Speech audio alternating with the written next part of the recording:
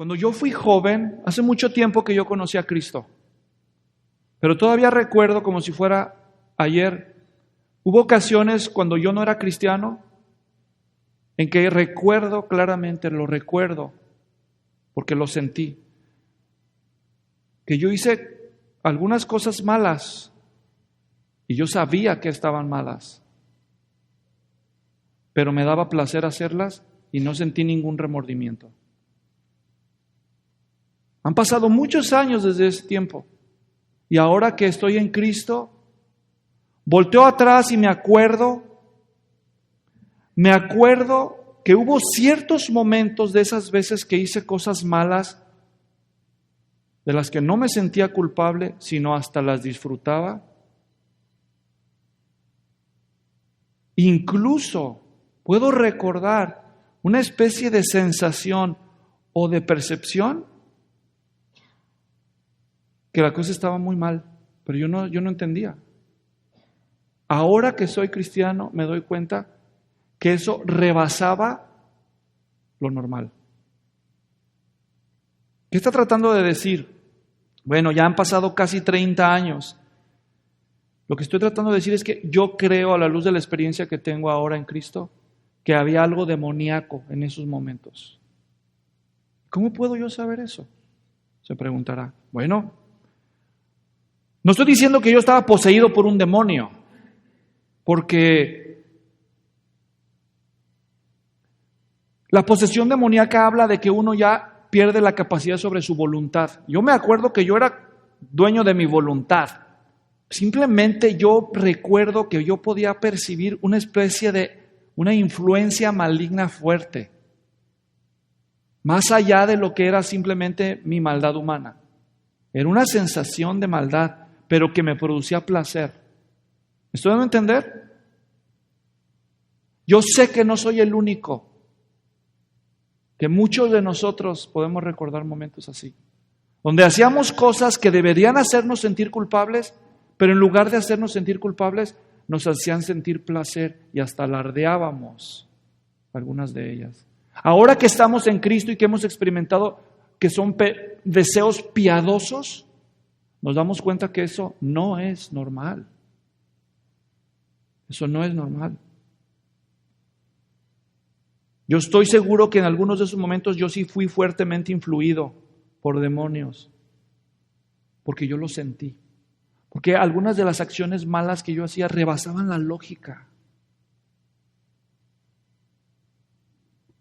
¿Por qué alguien a la imagen de Dios toma placer de hacer cosas malignas, contrarias a la conciencia?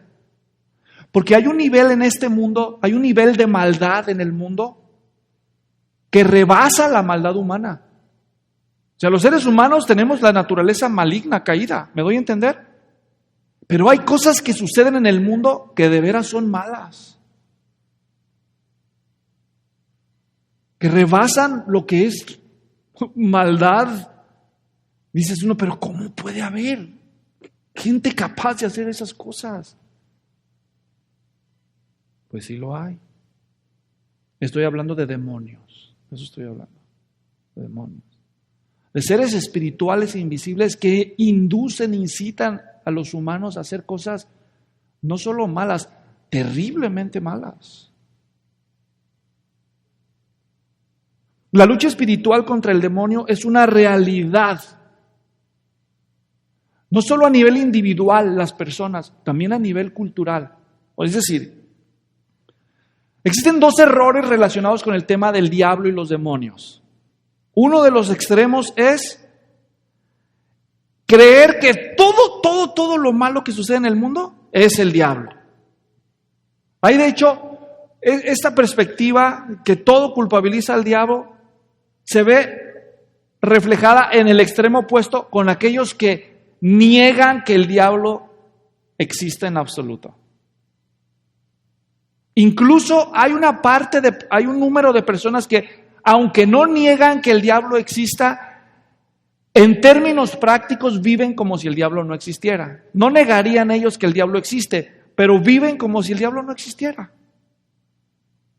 Entonces existen esos dos extremos, ¿me doy a entender? Y estos dos extremos no solamente se ven reflejados a nivel de individuos, personas que creen esas dos cosas. Acá estos se la pasan reprendiendo al diablo por todo, ¿verdad? El Señor te reprenda, Satanás.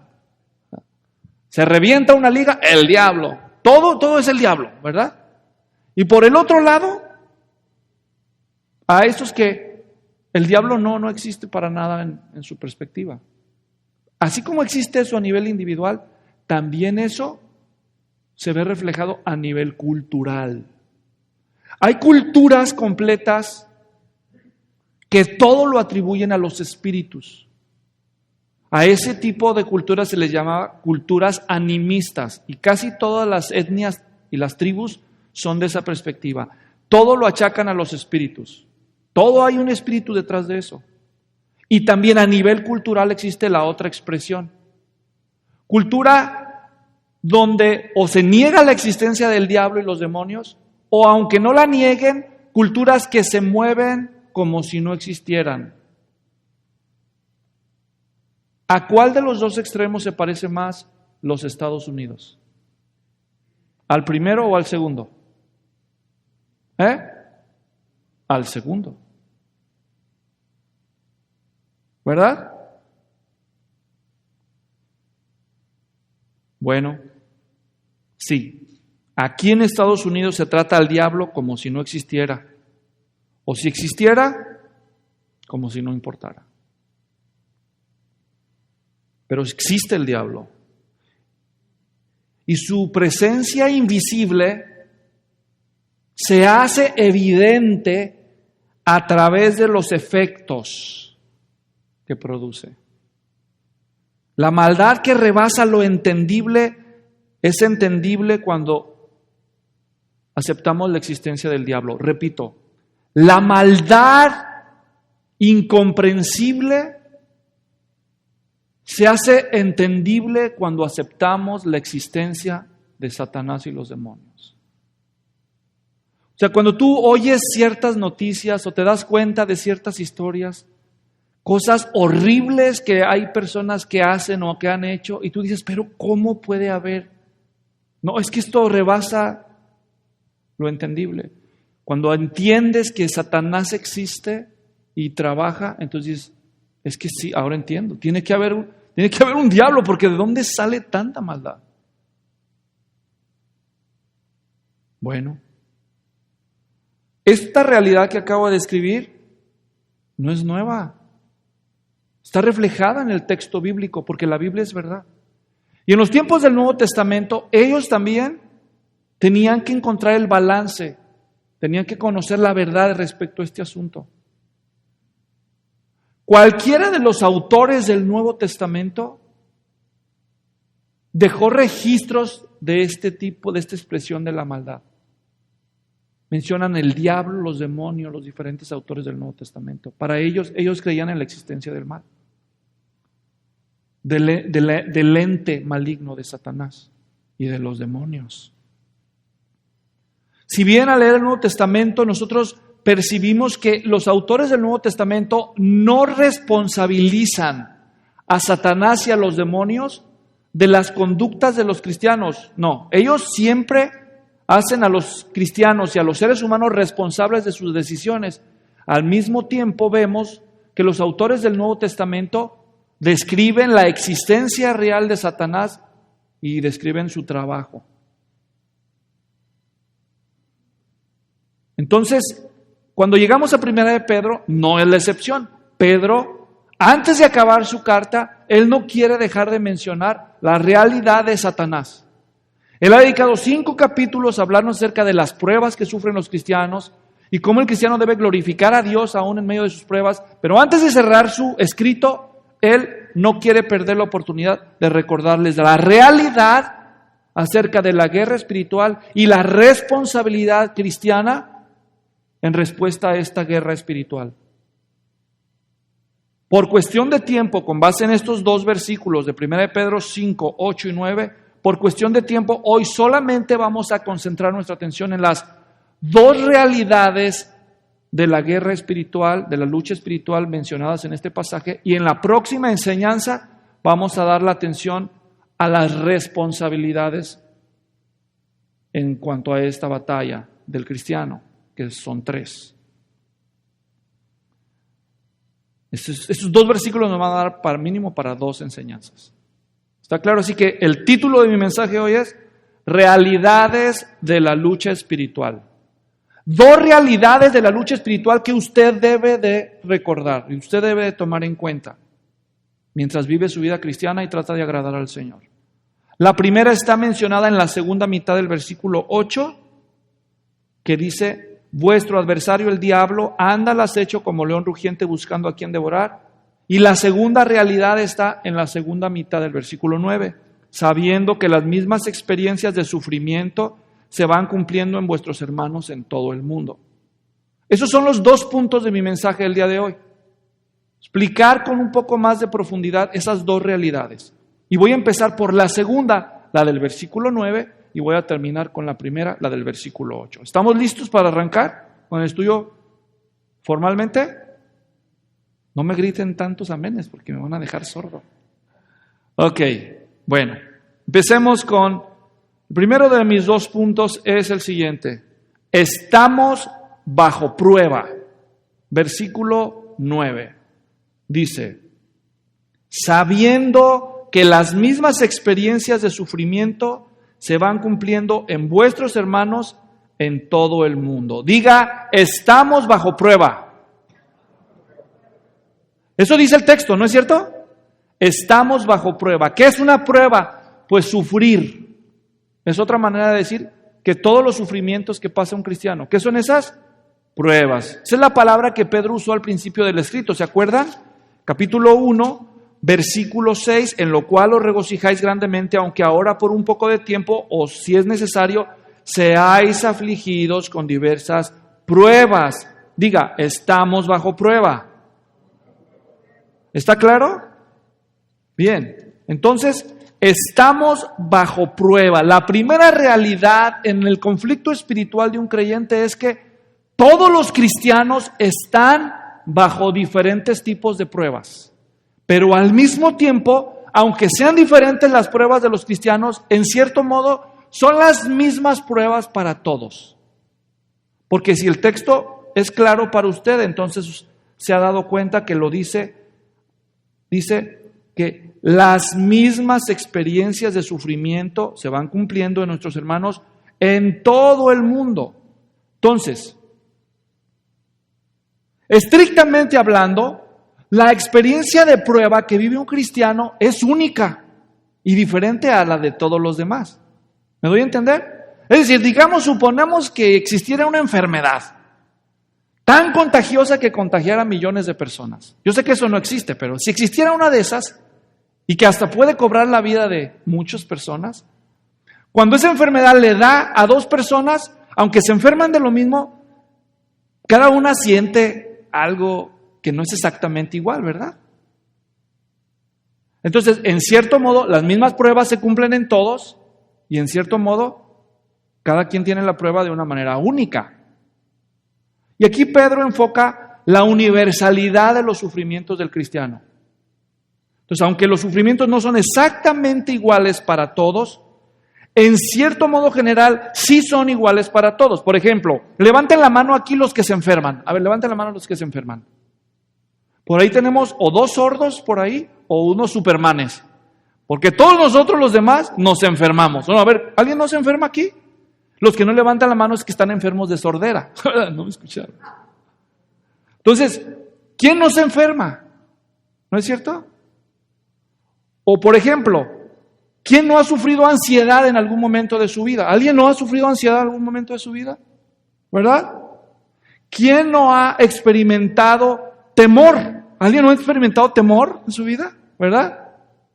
¿O acaso nadie ha experimentado un sentimiento de amenaza en algún momento de su vida? ¿Verdad? ¿De rechazo? ¿Algún sentimiento de rechazo? ¿Algún sentimiento de juicio? ¿Alguien de ustedes no ha sido víctima de alguna injusticia en algún momento? ¿De una infamia? ¿De una calumnia? ¿Alguien no ha sido, por ejemplo, el blanco de alguna intimidación? ¿No han corrido ustedes desde que se inventaron los automóviles el riesgo de un accidente o la experiencia de un accidente? Y la lista sigue. Entonces, en cierto modo, los sufrimientos de los cristianos se cumplen igualmente para todos en todo el mundo. ¿Estamos claros? Pero ¿eso qué tiene de nuevo si ya lo sabemos? Este es el problema, miren, por el cual yo creo que Pedro quiere recordarles a ellos. Y también a nosotros Dios, a través de este escrito. Si ustedes prestaron atención en el texto, dice, sabiendo. La pregunta que te hago es, ¿y tú lo sabes? ¿Sabes eso? O sea, ¿tú sabes que es ineludible el sufrimiento en la vida de los cristianos? ¿En todos los cristianos alrededor del mundo? Si tú alguna vez te sentiste como si Dios te cargara la mano a ti y dices, no, pero es que todas las pruebas me llueve sobre mojado. Hay un refrán muy feo en México que ilustra el punto, no se aplica a ustedes, pero dice que al perro más flaco se le cargan las pulgas. Y lo usa la gente para decir, cuando una persona sufre, parece que los sufrimientos se acumularan sobre ella, ¿verdad? Los problemas. ¿Nunca te sentiste así alguna vez a ti? ¿Nunca te sentiste así? ¿O soy el único? Lo flaco, sí, pastor. Eso sí es usted, ¿verdad? Bueno, debemos saber que los cristianos todos padecen sufrimientos. Puede pasar mira, tú puedes estar bajo un sufrimiento, una prueba, y tú dices, Dios, ¿cuándo me vas a levantar la mano de la prueba sobre mi vida? Y apenas ya encuentras alivio y dices, ay, por fin, y ya viene la otra. ¿No? Es más, cuando no sufras, cuando no estés batallando con algo, dale gracias a Dios que te está dando un break, un respiro. Porque todos los cristianos sabemos que los sufrimientos son parte de la realidad de los cristianos.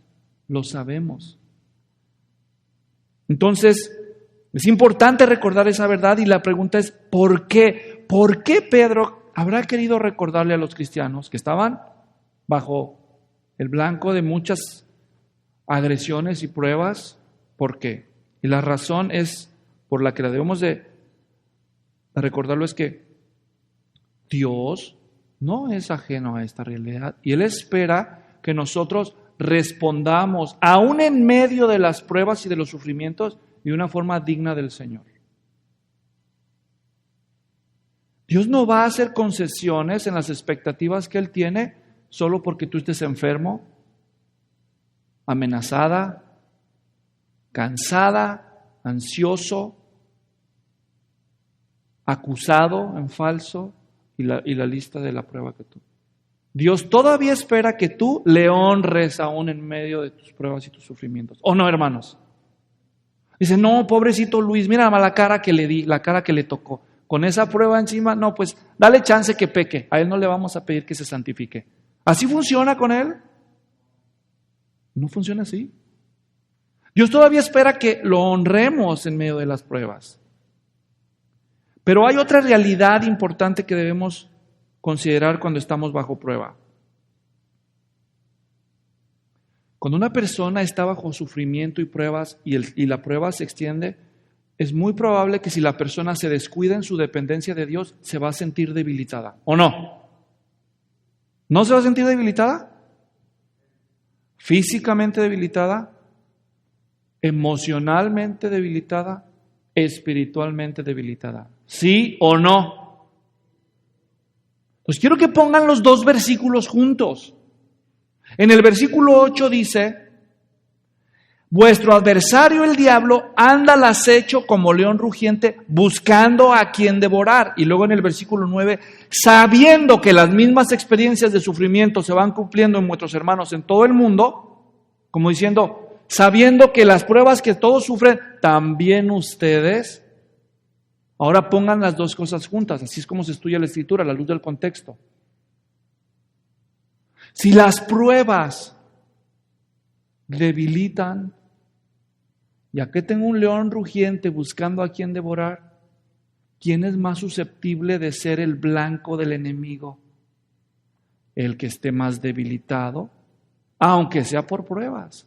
¿Están captando el punto? Si estar bajo pruebas puede debilitar a quien se descuide, y el diablo anda como león rugiente buscando a quien devorar, ¿a quién se le va a poner? Pues al que esté más descuidado, debilitado. Sobre de ese. Entonces, primera realidad de la lucha espiritual. Usted debe de saber, usted debe recordar, estamos bajo prueba. Y cuando tú estés bajo prueba, no sé qué prueba tú puedas estar enfrentando, pero escúchame bien. Cuando tú experimentas una prueba difícil en tu vida, tú puedes ser más susceptible de estar bajo la atención del enemigo para ver si te debilitas. Porque él está buscando devorarse a alguno. Y si las pruebas por naturaleza debilitan, ok, vamos a ver cómo responde a la prueba. ¿Me doy a entender? Lo cual nos lleva a la segunda realidad. No solo estamos bajo prueba, segundo, estamos bajo peligro. Diga, estamos bajo peligro. ¿Cuál peligro? El que acabo de mencionar. Hay un enemigo al acecho. Versículo 8. Entonces, hay un enemigo al acecho y ese enemigo es el diablo. Observen cómo lo describe Pedro. Claramente dice el texto del versículo 8, vuestro adversario, número 1, el diablo, 2, número 3, anda al acecho como león rugiente, y número 4, buscando a quien devorar. ¿Listos?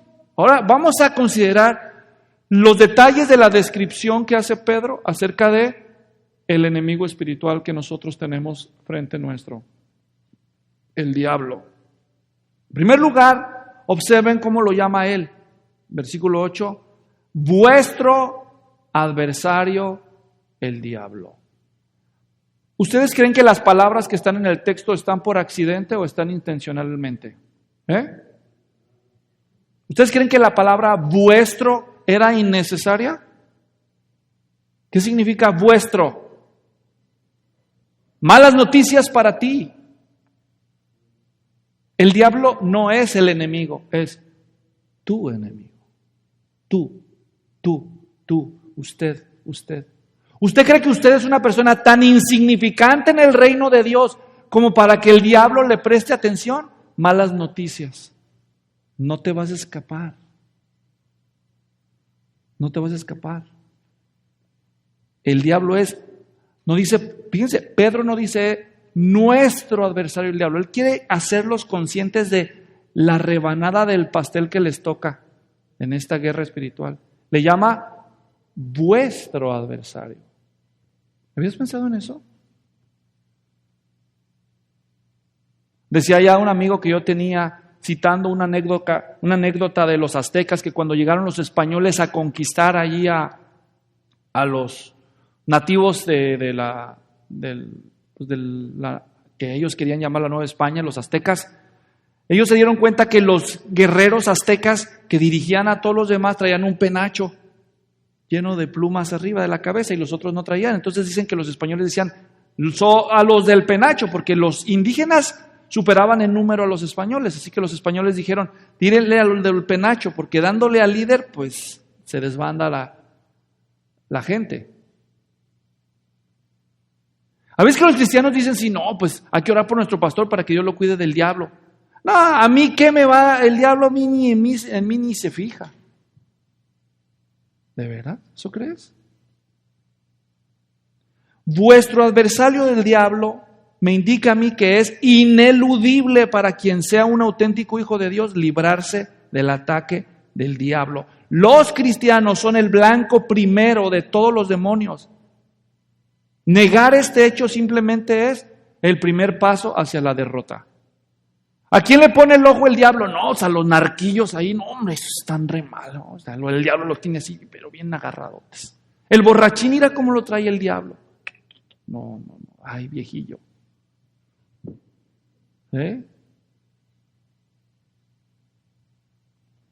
¿Por qué se preocuparía el diablo por ellos si ya los tiene? El diablo no se detendrá en atacarte si caes en la mentira de pensar que si no te metes con él, él no se meterá contigo. Como me dijo aquella señora en una de las iglesias que hace años fui pastor. No, pastor, yo no me meto con el diablo para que él no se meta conmigo. ¿De veras? ¿Tú crees que así es de noble el diablo? Sí, no. Bueno, Luis Floriano, tú no te metes conmigo, yo no me meto contigo. ¿Está claro? Ándale pues. Ahora allá en su casita solito, no me ande orando en la calle, ¿eh? Usted sea cristiano, pues no le diga a otro ser cristiano. Sí, señor diablo, ándale pues, Dios lo bendiga. ¿Verdad? Así funciona el diablo, de caballeroso. Así que si te quedas calladita, no le haces mal a nadie, practicas tu religión en secreto, entonces ya te libras del ataque del diablo. ¿Crees que así funciona? No conoces la naturaleza de tu enemigo. Tiene un carácter depredador. ¿Sabes qué es eso? Depredador. Baste aquí comenzar a decir que Él ya es tu adversario. Mira, así de fácil. Si tú eres hija de Dios, si tú eres un hijo de Dios, ya, tú eres el blanco.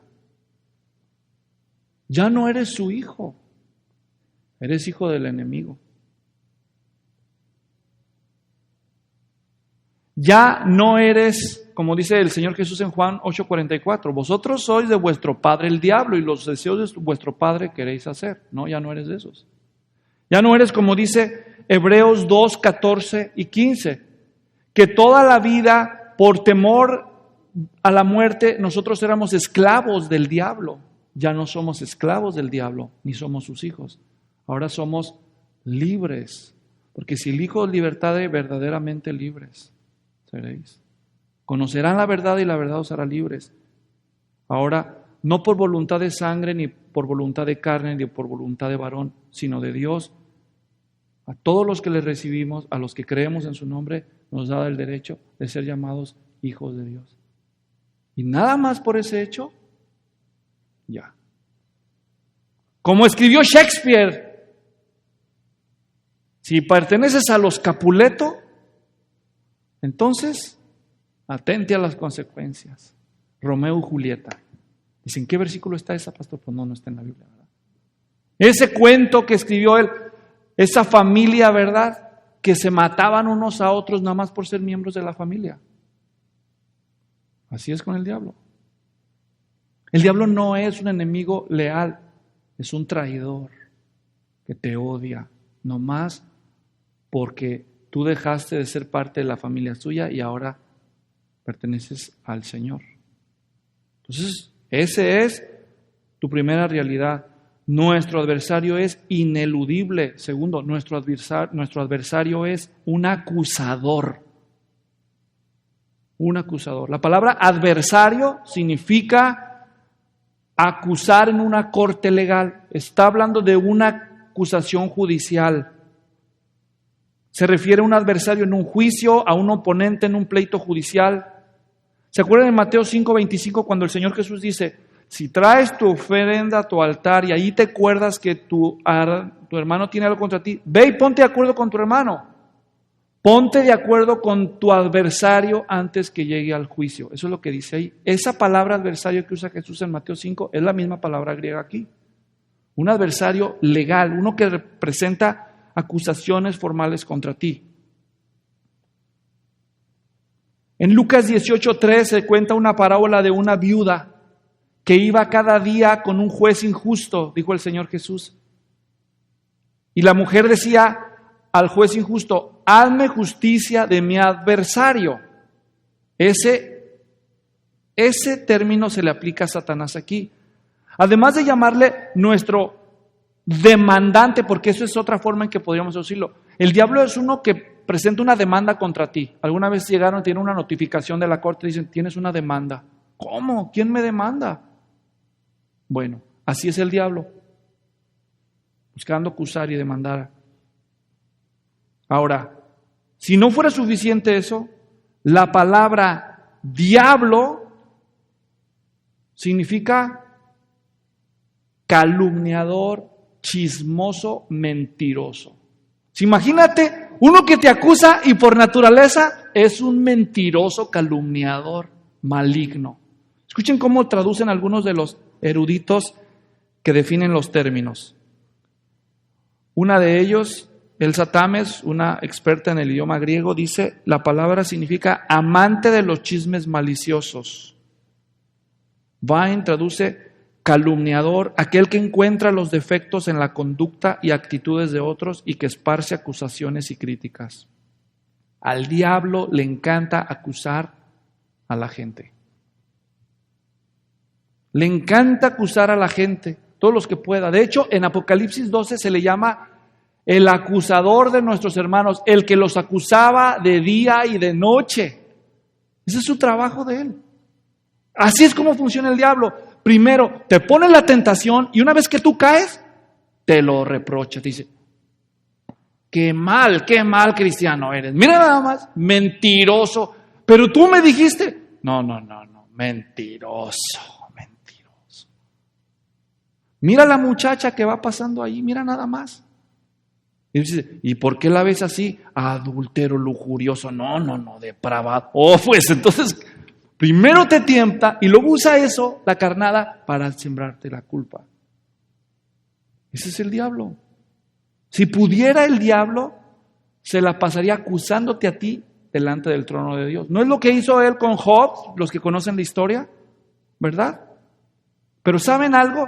No solamente el diablo se distingue como acusador, porque él acusa a los cristianos ante Dios, como a Job, ¿verdad? Mira nada más, no, pues ¿por qué te sirve Job? Por conveniencia, porque el trabajo de sus manos tú bendices. ¿Por qué has puesto cerco alrededor de todo lo que le das?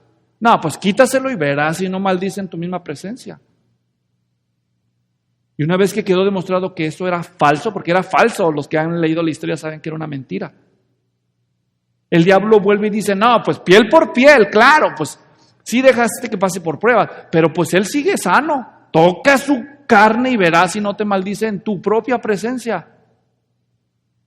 ¿Y maldijo Job a Jehová cuando se enfermó? Otra mentira. ¿Captan el punto? Entonces, el diablo acusa a los creyentes ante Dios. Otro ejemplo de eso lo encontramos en el libro de Zacarías. En Zacarías se nos cuenta la historia del sumo sacerdote Josué, que está ante el Señor, y eso está en Zacarías, por los que quieran leerlo, capítulo 3, versículo 1 al 4 en adelante, dice, está Zacarías con ropas sucias, y era el sumo sacerdote, y a un lado de Zacarías está el ángel del Señor. Creemos que era el Señor Jesucristo. Y del otro lado está Satanás, dice el texto, está Satanás. Y ahí está acusándolo a Josué, porque anda vestido de ropa indigna. Entonces el ángel de Jehová reviste a Josué y lo purifica. Y le dice, Satanás, el Señor te reprenda. ¿Saben ustedes lo que dice Romanos? Por si no lo recuerdan, capítulo 8, versículos 33 y 34. Escuchen. Este ya no va ni para Job ni para Zacarías. Este va para los cristianos. Y si tú eres cristiano, mira lo que dice Romanos 8, 33 y 34. Leo para ti. Dice, ¿quién acusará a los escogidos de Dios? Esta es una pregunta. ¿Quién acusará a los escogidos de Dios? Dios es el que justifica. La Escritura dice, justificados pues por la fe, tenemos paz para con Dios, por medio de nuestro Señor Jesucristo. Ahora los que están en Cristo, ninguna condenación hay para los que están en Cristo Jesús. Entonces la pregunta es, ¿quién acusará a los escogidos de Dios? Claro que el diablo acusa a los escogidos de Dios. La pregunta entonces es, ¿quién acusará a los escogidos de Dios de manera justificada? A que Dios le haga caso. Ese es el punto. ¿Me doy a entender? Y la respuesta es poderosa. Dios es el que justifica. Si hay alguien que de veras puede levantar una acusación contra ti, ¿sabes quién es? No es el diablo. Es Dios. ¿O no? ¿Quién es el juez que se va a sentar en el gran trono blanco para juzgar a vivos y a muertos? ¿El diablo? No, es Dios. ¿Por qué va el diablo a acusarte con Dios? Porque Dios es el que tiene el fallo final, ¿o no? Pero cuando tú vienes ante nuestro Señor Jesucristo, arrepentido de tus pecados y aceptas que Él es tu único Señor y Salvador, Todos tus pecados son pagados. Eres justificado delante de Dios. Por lo tanto, si viene el diablo a acusarte, ¿quién acusará a los escogidos de Dios? Si Dios es el que los justifica. Justificados pues por la fe. ¿Quién es el que justifica por la fe? Dios, el juez, justifica al pecador arrepentido y creyente en Cristo. ¿Captan el punto? Entonces, prosigo, versículo 34. ¿Quién es el que condena? Si hay alguien que tiene el poder para condenar a un hombre eternamente, ¿quién es? ¿Es el diablo acaso? ¿Quién es? Es Dios. ¿Quién es el que condena? Cristo es el que murió. Si aún más el que resucitó, el que además está a la diestra de Dios, el que también intercede por nosotros. Cristo no solo murió por nuestros pecados, sino que ha resucitado y está a la diestra de Dios intercediendo por nosotros. Entonces, ¿por qué el diablo insiste en acusar a los que ya son justificados? Porque es un necio. ¿Me doy a entender? Pero la buena noticia es que tú no tienes nada que temer media vez estés en Cristo. ¿Me doy a entender? Siempre y cuando estés en Cristo, el diablo puede decir lo que quiera de ti. Mientras tú estés arrepentido de tus pecados, confíes en Cristo y mantengas una comunión constante con Dios. ¿O no pecan los cristianos después de su conversión? Pero si confesamos nuestros pecados, Él es fiel y justo para perdonar nuestros pecados y limpiarnos de toda maldad. O como dice en Hebreos 10, nunca más me acordaré de vuestros pecados y transgresiones. Así que puede venir el diablo 1,000,000 de veces a acusarte, pero mientras tú estés en Cristo, en plena comunión con Dios, podrá decir lo que quiera. Entonces, cuando el diablo va con Dios a acusarte a ti, y Dios le dice, claro que Dios no es mexicano, sino a lo mejor le hubiera dicho, chíspate. ¿Verdad? Pero no le dice así, le dice, sáquenlo de mi presencia. Ellos son justificados. Entonces al diablo solo le queda una cosa. Si con Dios no pega, adivina con quién va a ir. ¿Con quién? Con el diablo, pero él es el diablo, entonces no puede ir con el diablo. ¿Con quién va a ir? ¿A quién va a ir a acusar? Exactamente, contigo. Va a ir a acusarte a ti. A tratar de convencerte de que tú eres indigno. ¿Captan el punto? Él va a trabajar contigo. ¿Y de qué te va a acusar el diablo? Igual que a Job lo acusó delante de Dios. ¿De qué acusó el diablo a Job? De ser un convenenciero, de nada más servir a Dios por la ganancia que pudiera Dios darle. ¿No es cierto? Pues tú nomás vas a la iglesia mientras tengas trabajo, pero deja que se te acabe el trabajo y te ofrezcan el domingo, a ver si es cierto que sigues yendo, cuate. ¿Verdad?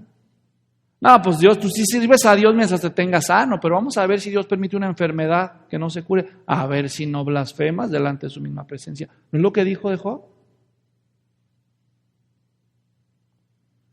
Te acusará de ser convenenciero, aun cuando no lo pueda comprobar. Te va a acusar de ser un indigno pecador, igual que al sumo sacerdote Josué, ¿o no? Entonces, decir, tú, ¿ya se te olvidó? ¿Ya se te olvidó? Mira, si no te olvidaste, yo te lo recuerdo. ¿Te acuerdas aquella noche?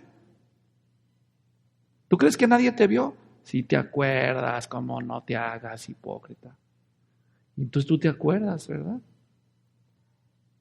¿De qué te acusa el diablo?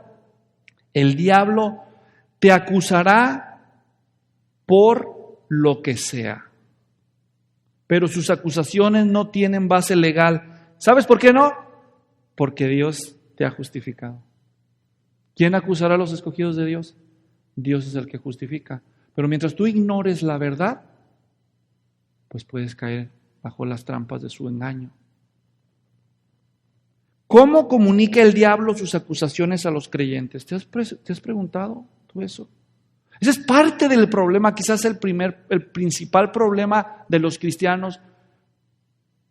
Otros acusan al diablo de todo y otros niegan su existencia. Y luego para acabarla prenden la tele y se ponen a ver El Exorcista. ¿Verdad? Dicen, no hombre, es así que trae al diablo. No. Y el Satanás dice, sí, no hombre, está re mal, vente cuate. ¿Cómo trabaja el diablo en los cristianos en verdad? ¿Alguna vez se han preguntado eso? Les voy a dar 2 bases bíblicas para que entiendan cómo trabaja el diablo. ¿Están listos? Juan capítulo 13, la primera, para los que toman nota. Quiero que escuchen esto, a los que les interesa la verdad. Juan 13, el Señor Jesús va a celebrar la cena con sus discípulos. Oigan esto. Juan 13, versículo 2. Y durante la cena, como ya el diablo había puesto en el corazón de Judas Iscariote, hijo de Simón, el que lo entregara. ¿Qué hizo el diablo? Había puesto en el corazón de Judas el que lo entregara. Una idea. De hecho, la palabra había puesto, gramaticalmente analizada, significa había lanzado. Satanás había ekbalo, es el verbo, había lanzado al corazón de Judas traicionar a Jesús. Segundo ejemplo, Hechos capítulo 5, versículo 3. Después de Juan sigue Hechos. Ananías y Zafira, estos 2 hermosos creyentes, los que conocen la historia ya saben de qué se trata. Tienen una propiedad, nadie los forzó a vender la propiedad, pero ellos quisieron vender la propiedad, llevar el dinero como ofrenda a la iglesia, porque a otros hicieron lo mismo. Entonces dijeron, mira, la admiración que se ganaron, hay que hacer nosotros lo mismo. Mi vida, allá tenemos el terrenito aquel, hay que venderlo y lo donamos para que así se pueda plantar una iglesia en Stockton. Bueno, no me estoy diciendo, ¿verdad? Entonces ahí están ellos. Bueno, eso de Stockton no es cierto, obviamente, ellos simplemente lo dan para que se ayudara a las necesidades de la iglesia. Entonces, la Biblia no dice, pero uno de los 2 le ha de haber dicho al otro, oye, ¿qué tal si decimos que este dinero que vamos a ofrendar es todo lo que nos dieron por el terreno, pero nada más damos la mitad?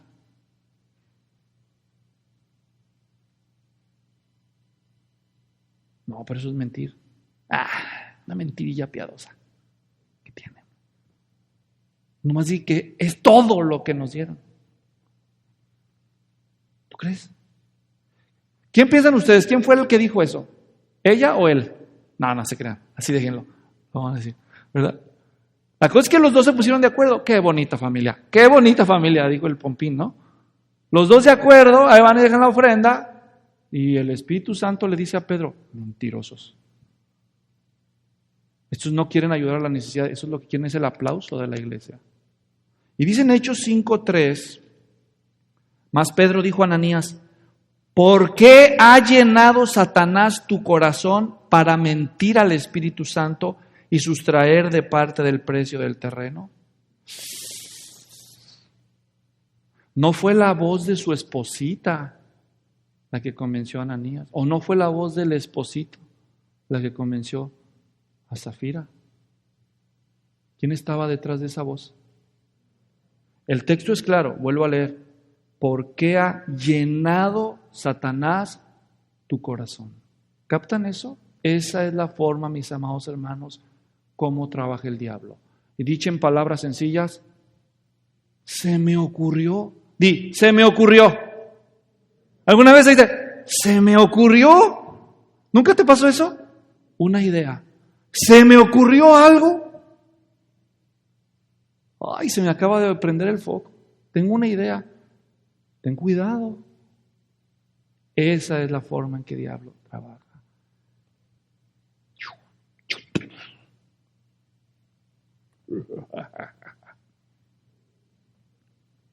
Hermano, se me ocurrió. ¿Alguna vez pensaste en eso? Imagínate. Digo, de por sí ya tienes naturaleza caída, eres suficientemente corrupto por naturaleza como para... Pero si no fuera suficiente, si ya traes el fuego del pecado adentro, el diablo viene y le echa una cubetita de gasolina. ¿Verdad? Eso se me ocurrió. Hacer cosas malas no siempre vienen de ti. ¿Me habías pensado en eso?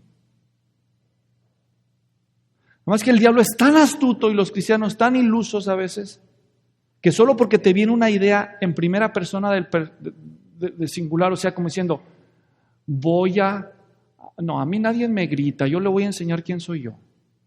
¿De veras, verdad? ¿Por qué me gritó? Ah, no, sí, cierto. A mí nadie me grita. Ya te la creíste, ya ahí va Luis Floriano. ¿Verdad? Se me ocurrió. ¿Cuántos de nosotros hemos desarrollado la capacidad para frenar un pensamiento y decir, a ver, espérame, no, espérame. Este pensamiento no está bien. Eso no está bien. Eso no es de Dios. Nosotros vamos como corderitos detrás de los pensamientos al matadero. Entonces la Escritura dice en 2 Corintios 10, llevando cautivo todo pensamiento a la obediencia a Cristo. Tú no eres esclavo de tus pensamientos, tú eres esclavo de Cristo. Los pensamientos en la vida de un cristiano los pensamientos son los esclavos. Y el cristiano es el dueño de sus pensamientos y él los lleva ante Cristo. ¿Qué opinas, Cristo, de este pensamiento? Y Cristo dice, no te creas, es del diablo. Ay, diablillo. Así es como el diablo comunica sus acusaciones. Ahora, observen, capten, enlacen los puntos. Pedro revela por la guía del Espíritu Santo que Ananías y Zafira permitieron que Satanás llenara sus corazones. Pero allí no termina el versículo. El texto dice claramente, ¿por qué ha llenado Satanás tu corazón? Para mentir. Así que Satanás no solamente fue capaz de sembrar en ellos una idea corrupta, sino que esa idea germinó y creció hasta el punto en que ellos abrieron la boca, ¿o no? ¿Cómo se salió ese pensamiento de ellos? Con una mentira, con palabras, ¿sí o no? Entonces, aquí están las dos formas clásicas en que Satanás ataca tu vida. Número 1, ideas. Se te ocurren ideas malas. Y número 2, la gente que consiente con él la usa para ser sus voceros, como Ananías y Zafira dijeron una mentira. Él puede usar a cualquier gente que se preste, que agarre cualquier idea del diablo, y el diablo dice, no te dejes, ve y díselo. Infeliz que piensa que se va, de mí nadie se burla, ve y dile quién eres tú. Y ahí va, ¿verdad? No, a mí no me gritas, cállate tú, cállate. Y o sea, el diablo usa personas y a través de las bocas de las personas acusa también a la gente. Así que el diablo acusa en dos niveles. A nivel psicológico, lanzando esas ideas al corazón del creyente, y a nivel verbal, usando a la gente que se deje como marionetas, que no se dan cuenta, pero sirven a sus propósitos. Y luego ahí andamos nosotros, no, estoy bien desanimado.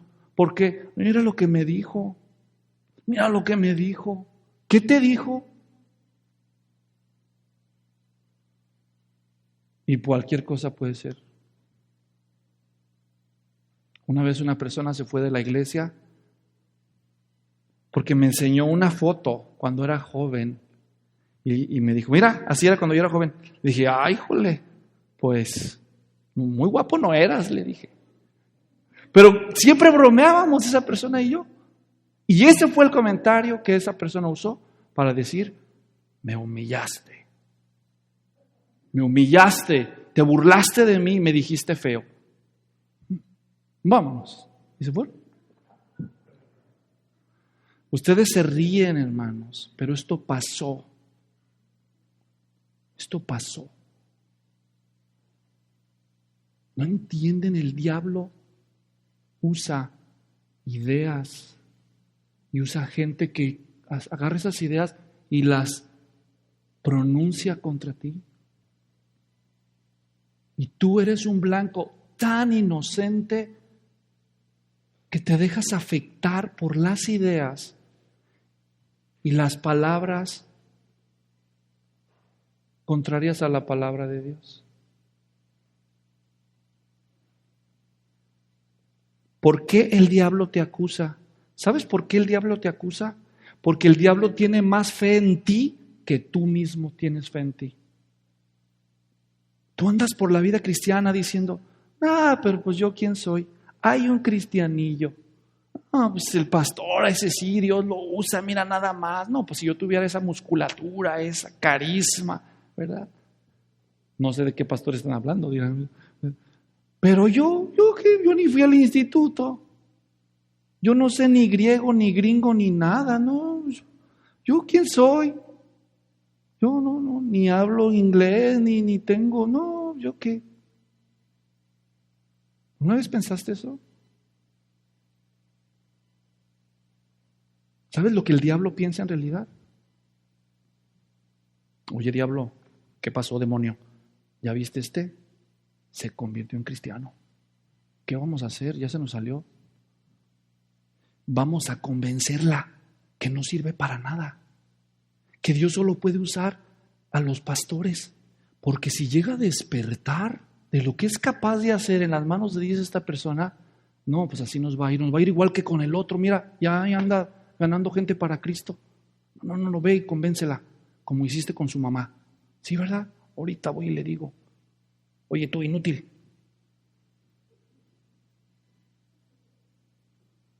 Claro que no se lo dice directamente, se lo dice a través de la canción. Rata inmunda. ¿Y verdad? Entonces, ok. Súbele. ¿No oyeron esas canciones? Esas canciones están inspiradas en el infierno, en el Averno. Le echan la culpa a la señora, pues no es la señora, antes era José Alfredo Jiménez y ahí habrá siempre alguno.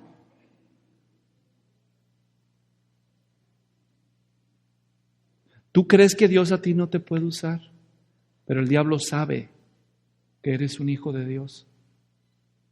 Por eso Él tiene más fe en ti y Él va a hacer lo que tenga que hacer. ¿Por qué el diablo hace todo esto? Por una sencilla razón entre muchas. El diablo te acusa para no solo avergonzarte, no solo atemorizarte. ¿Sabes para qué? Para inmovilizarte, para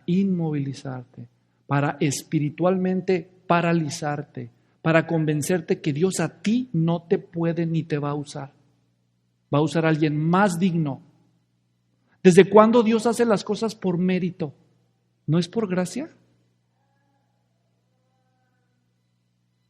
Es la fe que tenemos en Él lo que facilita que Dios nos use. No son otras cosas, es nuestra fe en la palabra de Dios.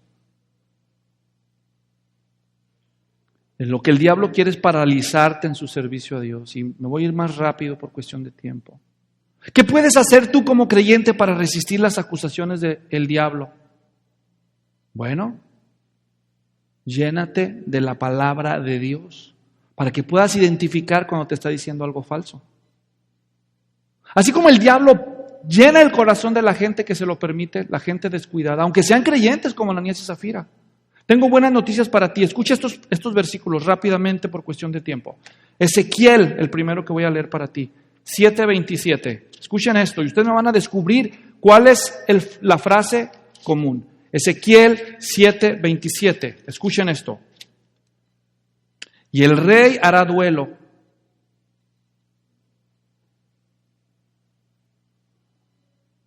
Este no es. Quiero estar seguro. Este no es. Voy a leer otro. Segunda de Corintios 8:16. Tengo varios de todos modos. Lo anoté mal. Segunda de Corintios 8:16. ¿Están listos? Leo.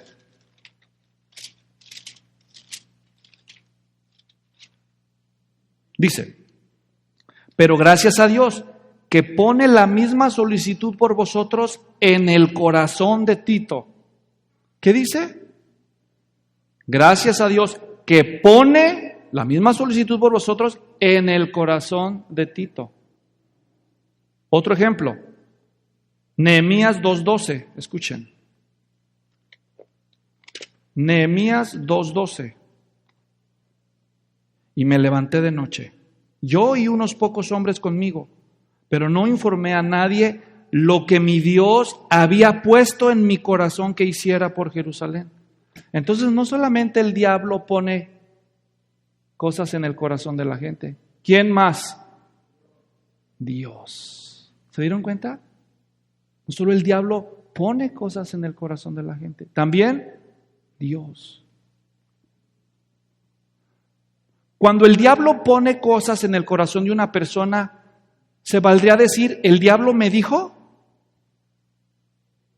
No, porque no fue el diablo que le dijo, solamente le dio una idea. ¿Me doy a entender? Hoy en día, mucha gente que Dios le pone cosas en su corazón, la gente viene y dice, no, Dios me dijo esto. No, Dios no te dijo. La frase bíblica para eso es, Dios puso en mi corazón esto o aquello. ¿Captan el punto? Decir Dios me habló es eso que estoy haciendo yo. Pronunció una palabra y tú la oíste. Entonces, ¿tú oíste a Dios? ¿Dios te habló? Bueno, no, pero yo sentí como... entonces no, Dios no te habló.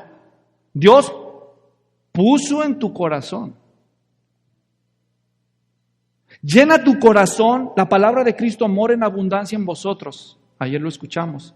Por cierto, qué noche tan bonita la de ayer, ¿no es cierto? De las mejores que ha habido aquí. Sino que Dios, dice la palabra de Cristo, mora en abundancia en vosotros, sino que también puedes orar, Señor, lléname tú mi corazón de tu voluntad y tus pensamientos. Si el diablo quiere poner sus ideas en mi corazón, guárdame del mal y tú pon tu voluntad en mi corazón. Tú tienes que dar la lucha en contra de las acusaciones del diablo. Pero miren, si el diablo no es capaz de acusarte delante de Dios, fracasa, porque Dios te justifica. Segundo, si el diablo no es capaz de convencerte a ti de cuán pecador eres tú, entonces su último recurso, ¿sabes cuál va a ser? Entonces va a ser tratar de convencerte a ti de que Dios es malo. Ahora quien va a acusar ya no eres tú, ahora el que va a acusar es a Dios. ¿Y cómo sabes eso, Luis? ¿Se acuerdan de Eva en el huerto? Viene la serpiente antigua que era el diablo, Satanás, y le dice a la mujer, con que Dios os ha dicho, no comáis de todo árbol del huerto. ¿No esa es una acusación en contra de Dios? En forma de pregunta. ¿De qué está acusando Satanás a Dios con Eva? Qué malo es Dios, no, ese Dios tan malo. Tuerce para acusar a Dios y dejarlo como malo. Pero eso es falso. Uno de los atributos más recalcados en toda la Escritura acerca de Dios, ¿sabes cuál es? Bueno es Dios. ¿No es cierto? Esa es la verdad, Dios es bueno. Y si el diablo no logra destruir tu confianza acusándote a ti mismo, entonces va a acusar a Dios de ser malo contigo. Una mentira vil. Porque no hay nadie tan bueno como Él. Dios es bueno. Y Eva le dijo, no, podemos comer de todos los árboles menos de este. Porque si comimos, dijo Dios, moriremos. ¿Y qué dijo el diablo? No moriréis. Sino que sabe Dios que el día que coman del árbol seréis como dioses, conociendo el bien y el mal. Además de ser Él, uno que acusa a Dios de ser malo y abusivo, acusa a Dios de ser un mentiroso. ¿No es lo que está diciendo el diablo a Eva? Dijo, no moriréis. ¿De qué está acusando a Dios? Dios es un mentiroso. ¿Quién era el mentiroso? ¿Quién es el padre de mentira, hermanos? Dios es fiel. Todo lo que Él ha dicho en su palabra lo cumple. Él es fiel. Es Dios veraz, todo hombre mentiroso, pero Dios es verdadero y fiel. Pero el diablo va a querer acusar a Dios en tu corazón de que Dios miente. No puedes creer eso. ¿Cómo crees que Dios? No, ¿qué le pasa a Dios? Está anticuado. ¿Cómo que se sujeten las mujeres? No, tú ya vives en el siglo XXI. Tú sí estás más instruido. Si dice Dios, ay Dios, te equivocaste. Sé Dios. O cualquier otra verdad de la Biblia, tantas cosas que nosotros nos resistimos de nuestro corazón. ¿Cómo voy a ser generoso? ¿Cómo voy a...? No. Tantas cosas que debatimos la voluntad de Dios. ¿Me entienden? El diablo acusando a Dios de ser un mentiroso, no se contentó con eso. ¿Qué dijo el diablo? No moriréis, sino que seréis como dioses. ¿Quién era el que quiso ser como Dios? Pregunto yo, ¿quién? Él es el que quería ser como Dios. Tenía envidia, el diablo tenía envidia de Adán y Eva porque Dios los puso a la cabeza de toda la creación, ¿o no? ¿Pero ¿a quién está acusando de envidioso? A Dios, ¿verdad? No, es que Dios sabe que ustedes van a ser como Él. Dios es un envidioso, no quiere compartir. ¿Sabes quién era el envidioso? Él es el envidioso. Entonces, ten cuidado. Si el diablo no logra convencerte a ti de que estás mal delante de Dios y que eres una persona que Dios no puede usar, va a tratar de convencerte de que desconfíes de la naturaleza y del carácter de tu Dios. Lo va a acusar a él. Y para terminar, la Escritura dice que el adversario, no solo nuestro adversario es un adversario ineludible, no solo es un adversario acusador, nuestro adversario es un depredador implacable. Aquí Pedro lo compara con un león rugiente. ¿Está claro? León rugiente. ¿Qué hace un león? ¿Alguna vez fuiste a ver un león? ¿Al circo? ¿Al zoológico? ¿Qué? ¿Le metes la mano a la jaula? A ver, león. No, hombre, dices, no. Es intimidante un león, ya cuando lo miras así. Sí, asusta. Señor Luis Floriano, fíjese que soy león. Pues vengo a atacarlo. ¿Dónde quiere que le dé el rasguño? En la uña del dedo gordo. Por favor, aquí. ¿Dónde atacan los leones? ¿Alguna vez ha visto usted un documental? ¿A dónde va el león? A la yugular, compa. No creas que va a decir, ¿dónde te duele menos? Aquí, mira, estuve sentado mucho rato, se me entumió la pierna. Ahí aprovecha, ahí ahorita no me duele. Sí, tú. El diablo va al cuello. ¿Tú crees que es tierno? Es un león. Ay, el leoncito. Simba. Pedro, al comparar a Satanás con un león, ilustra la naturaleza depredadora. Y cuando dice rugiente, está dejando claro, el diablo va a hacer lo posible para intimidarte. ¿Alguna vez ibas? Yo me acuerdo cuando era chico, a veces las familias tenían sus Doberman ahí en su cochera y tú no sabías, tenían cancel y todo, vas caminando por la banqueta y te salía sustonón, ¿verdad? Sustonón te sacaba. Tú andas por ahí como cristiano y ¿cuál es la idea aquí de Satanás como león rugiente? El diablo va a tratar de intimidarte. Te voy a decir, no te metas conmigo. No sabes con quién te metes. Te voy a hacer pedazos, voy a destruir tu matrimonio, voy a matar a tus hijos. Te voy a despojar de tu dinero, vas a vivir como un pobre. Y si abres la boca, vas a perder tu trabajo. ¿Con quién crees que te estás metiendo? A mí me respetas. Te va a maldecir. Si Dios no hubiera intervenido, te hubiera hecho pedazos, te hubiera matado a tiras, te hubiera desangrado a gotas, te hubiera quemado viva. Ese es el diablo, por si no lo conoces.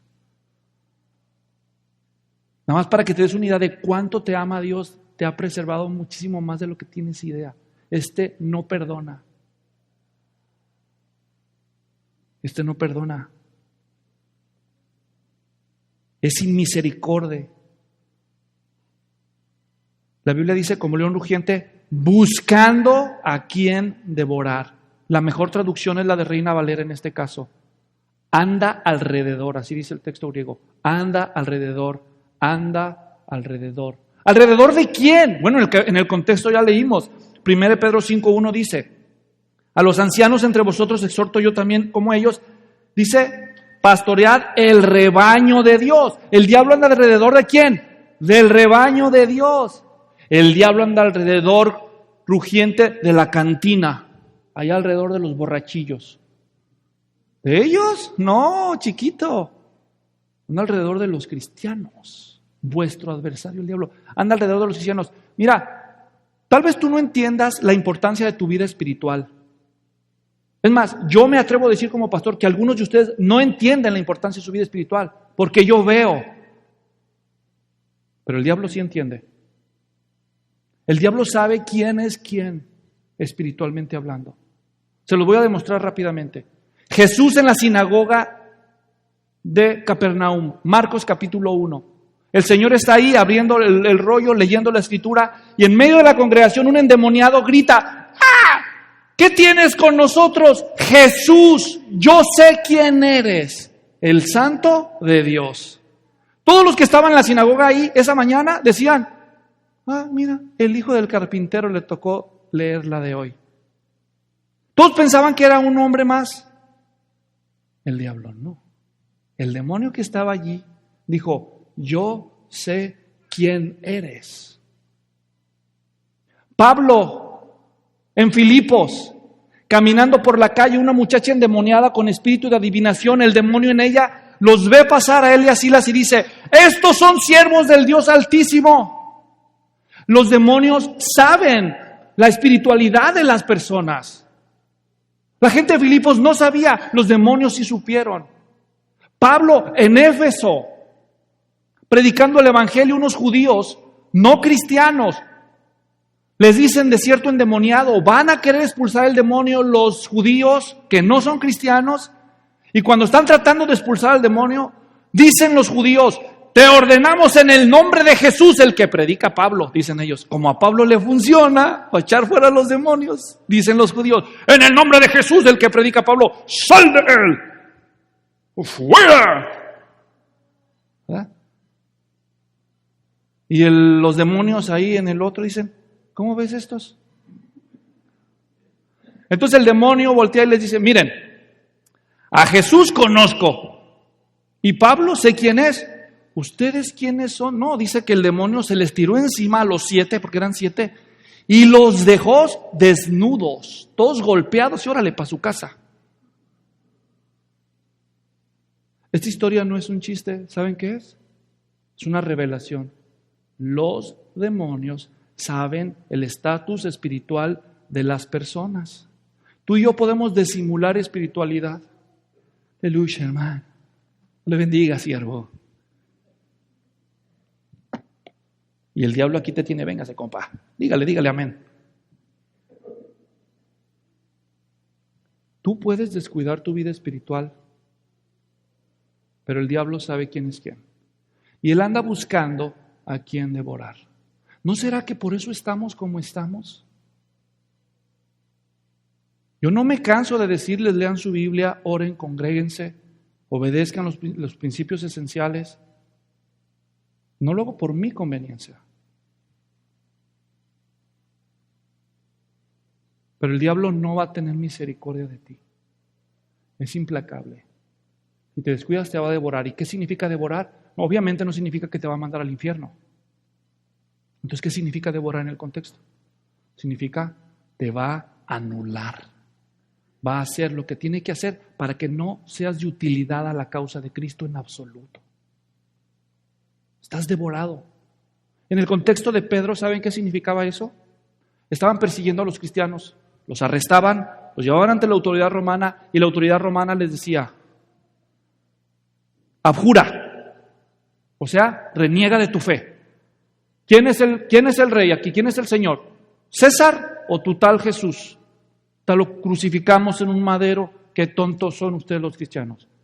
Si no haces lo que te mandamos, vas a morir. Ese es un escenario que Pablo en 2 Timoteo dice, pero el Señor me libró de la boca del león. La misma analogía. Es decir, deja tu fe por tal de salvar tu vida. Y Pedro le está diciendo a los cristianos, hermanos, el diablo anda como león rugiente buscando a quien devorar. Es solo cuestión de tiempo, cristianos, pueden ser arrestados, pueden ser llevados ante la autoridad. ¿Qué van a escoger? ¿Negar su fe por salvar su vida o estar dispuestos a dar su vida por seguir a Cristo? Los mismos padecimientos se cumplen en los hermanos en todo el mundo. Sean sobrios, velen y resistan firmes en la fe. ¿Qué está diciendo Pedro? Resistan hasta la muerte. Pedro está hablando de la muerte, hermanos, no está hablando de congréguense, diezmen. ¿Eso qué, hermanos? Eso no es nada comparado con el llamado que Pedro le está haciendo aquí a los cristianos. Le está diciendo, derramen su sangre por Cristo. De eso está hablando él. De eso está hablando él. El sacrificio máximo.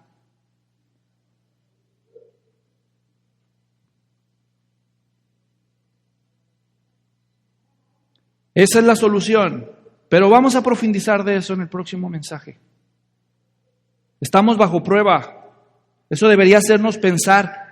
No necesitas la compasión del enemigo. Cuando estás bajo prueba, lo que haces es captar su atención. Ten cuidado. Número 2.